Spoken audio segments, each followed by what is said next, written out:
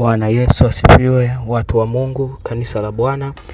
Naomba sasa fungua Biblia yako, na kama una kalamu na karatasi au daftari uwezo kaliandaa ili nikuletee ujumbe huu mzuri.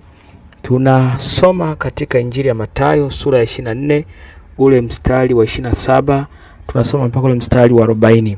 Biblia inasema, kwa maana kama vile ilivyokuwa siku za Nuhu, ndivyo kutakavyokuwa kuja kwake Mwana wa Adamu. Kwa kuwa kama vile siku zile zilivyokuwa kabla ya gharika, watu walivyokuwa wakila na kunywa, wakioa na kuolewa, hata siku ile aliyoingia Nuhu katika safina, wasitambue hata gharika ikaja ikawachukua wote, ndivyo kutakavyokuwa kuja kwake Mwana wa Adamu.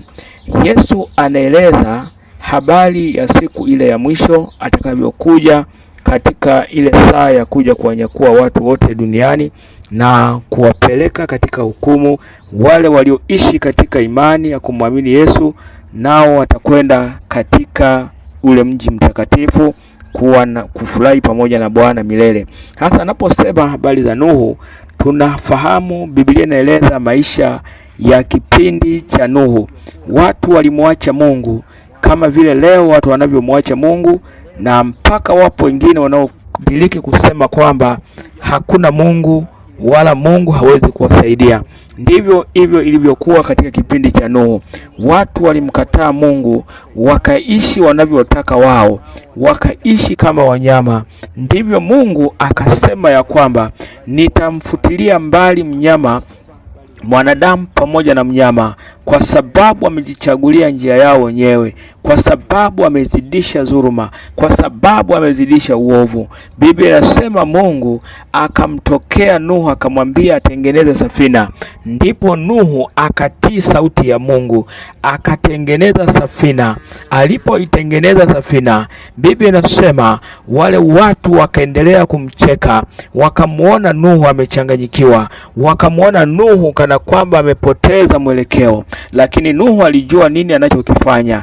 Akatengeneza safina, na ilipokamilika safina, Mungu akamwambia aingie yeye na kila wanyama achukue mbegu wawili. Wote Nuhu akafanya kama alivyoambiwa. Baada hapo Nuhu akawatangazia watu kwamba tayari mwisho wa kila kiumbe umefika, basi ingieni ndani ya safina. Watu walikataa, walisema haitawezekana. Walikataa kwa sababu wakati huo mvua ilikuwa bado haijaanza kunyesha. Watu walikataa kuingia ndani ya safina kwa sababu walikuwa hawaamini kila ambacho kinaweza kutokea mbele yao. Biblia inasema ya kwamba Nuhu akaingia ndani ya safina. Alipoingia tu ndani ya safina, Biblia inasema ule mlango ukafungwa na Mungu. Ulipofungwa tu ule mlango, mvua ikaanza kunyesha. Biblia inasema ya kwamba Mungu akafungulia maji kutoka juu mbinguni na maji kutoka chini. Biblia inasema kwamba kukawa na mlipuko mkubwa sana wa maji. Ndipo watu wakaanza kuhangaika, ndipo watu wakaanza kutapatapa, ndipo watu wakaanza kupoteza maisha yao. Waliokuwa na uwezo wa kuogelea waliogelea mpaka kwenye safina, wakamwambia Nuhu tufungulie.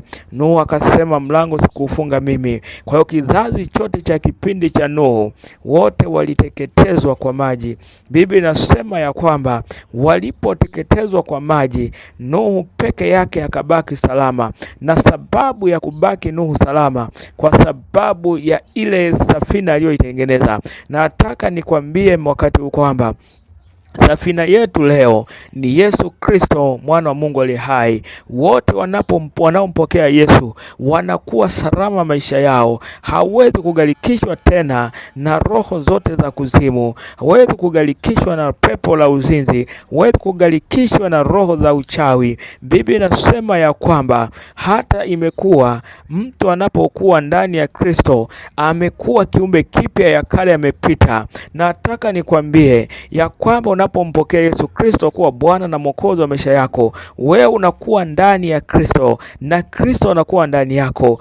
Unapokuwa ndani ya Kristo, maisha yako yanakuwa salama, ndoa yako inakuwa salama, biashara yako inakuwa salama.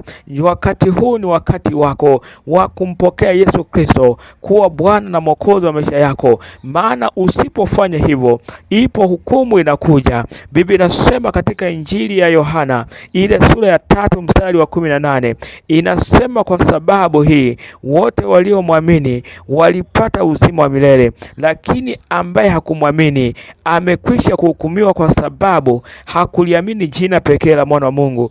Ipo hukumu wa Tanzania, ipo hukumu watu wa Mungu kwa sababu ya kutokumwamini Yesu. Watu watakwenda katika hukumu. Na wakati unasema ya kwamba Yesu Kristo peke yake, yeye ndio safina yetu, yeye ndio uzima wetu, yeye ndio salama wetu, yeye ndio amani yetu, unapomkabidhi Yesu maisha yako, unakuwa salama. Ni heri wakati ukampokea Yesu akawa Mwokozi wa maisha yako. Ni heri wakati huu ukajisalimisha kwa Yesu, ukampa Yesu maisha yako, kama Yesu alivyosema ya kwamba wote watakao